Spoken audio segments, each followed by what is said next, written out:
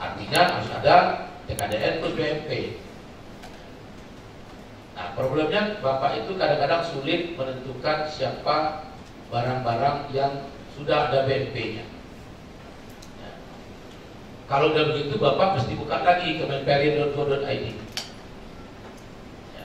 Tapi kalau user, dia kan belanjanya, katakanlah unit SDM misalnya, belanjanya paling setahun 10 item. Kalau dia yang bikin TKDN-nya, hitungannya kan nggak berat. Tapi orang pengadaan yang dia hitung TKDN itu kan semua. Kira-kira sanggup kan hitung semua? Itu pertanyaannya. Kalau saya disuruh hitung TKDN semuanya, saya resign aja, ngapain? Ya, kerjaan kita kan bukan cuma sekedar hitung TKDN-nya, tapi juga menyiapkan proses pengadaan barang jasa dan lain-lain. Bahkan kalau di pemerintahan sampai dengan menyiapkan draft kontrak. Nah itulah Pak ya. Jadi untuk penerapan TKDN di RUP itu sebaiknya yang mengajukan barangnya itu sebagai barang diwajibkan, dimaksimalkan, diberdayakan adalah usernya. Jadi Bapak tinggal membungkus administrasinya dan melihat endingnya dalam bentuk serah terima barang jasa. Ya, jadi dari awal itu jadi patokan kita dalam menetapkan barang jasanya. Dan kita yang suruh netapin Pak. Mesti Bapak netapin. Ada berapa? Bapak dari mana tadi? Nah, UKPBJ dari Tangerang Selatan. Berapa banyak belanjanya setiap tahun? Berapa paket? Nah, 400 paket. Dikit Pak. Coba Pak berpikir ini aja itu gitu PKDN. Makanya harus usernya yang diminta gitu. Sehingga user harus belajar TKDN. Nah ini yang kemarin di Kemenhub saya sampaikan. Jadi user harus kecuali Bapak mau pusing ngitung sendiri semua. Ya, Tangsel aja ada 400 paket KPBJ. Kira-kira kalau DKI berapa Pak? Berapa kira-kira Pak? Berapa ribu? Berapa banyak sih orang ininya, orang pengadaannya? Ya. Tangsel ada berapa Pak isi KPBJ-nya? Ada 15 orang? 14 orang. 14 orang 400 bagi 14. Jadi rata-rata satu orang bisa ngerjain berapa tuh? Itu kalau 14-14-nya tahu cara ngitung loh ya. Kalau enggak ya Bapak aja yang disuruh ngitung 400. Oke? Ya, silakan Pak. Silakan, mana mic-nya Pak? Tolong ditulis di sini. Sini.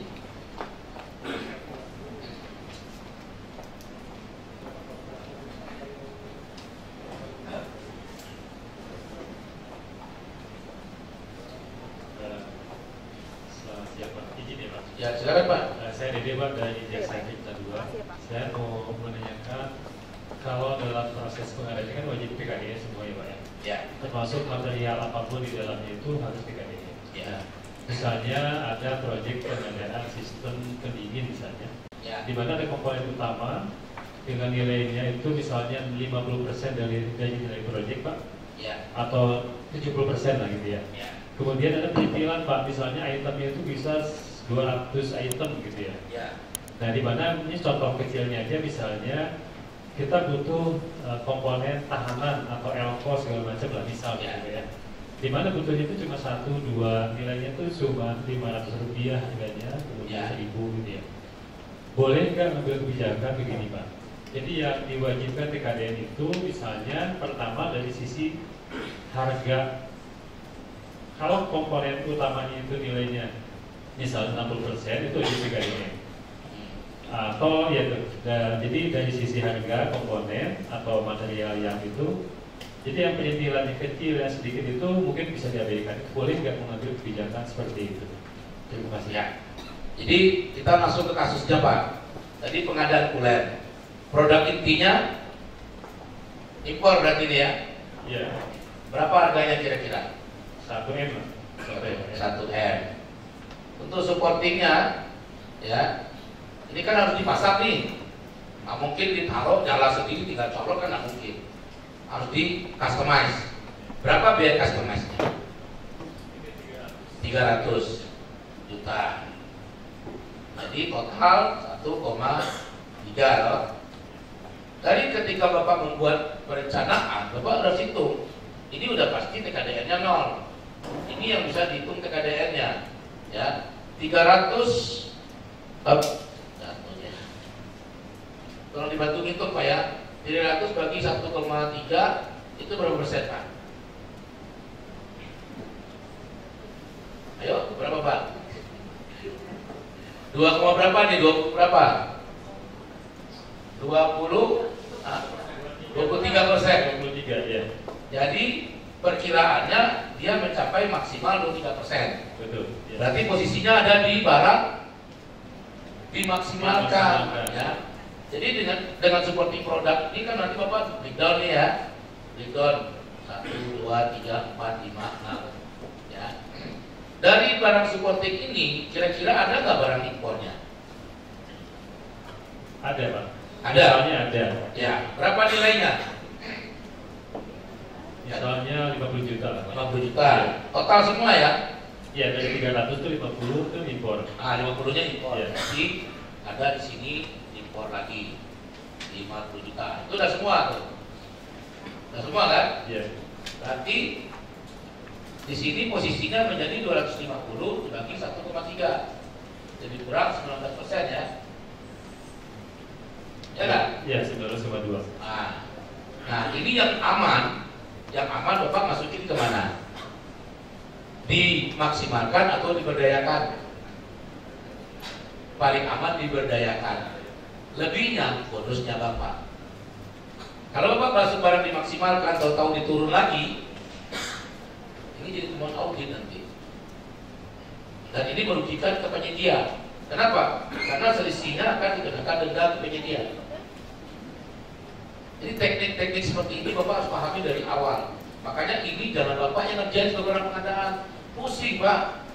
Karena udah bicara spek teknis. Spek teknis ini dihitung harganya, biayanya. Oke, yang mau saya tanyakan selanjutnya itu, Ya. kan setiap komponen itu kan harus ada sertifikat yang di print out dari website ya Pak?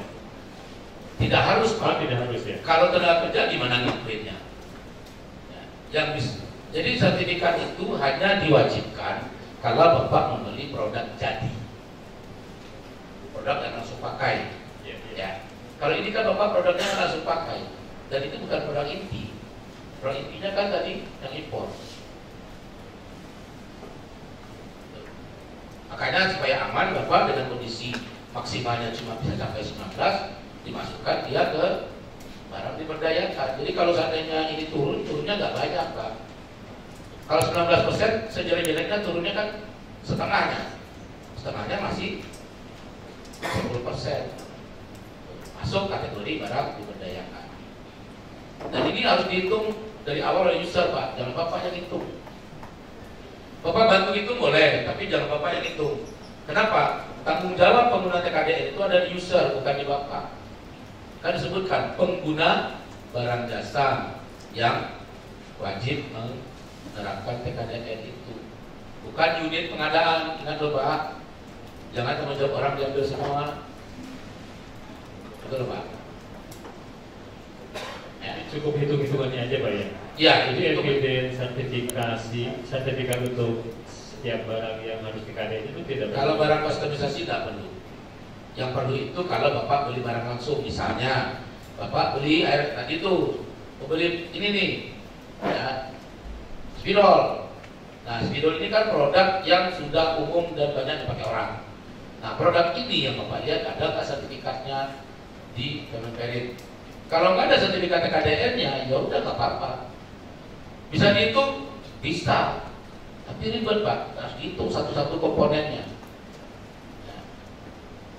Dalam TKDN itu dimudahkan Pak. Kalau Bapak nanti sampai akhir nanti Bapak lihat, oh iya ternyata dimudahkan menghitungnya. Dan teknik menghitungnya harus tahu. Jangan sampai nggak tahu cara ngitung. Jangan sampai dikadalin Pak. Kenapa? Bisa aja user tiba-tiba bikin suka-suka hati kan. Intinya dinaikin sama dia. Padahal komponen penghitungan TKDN itu bicaranya adalah azas biaya. Ya, biaya ini jadi dasar.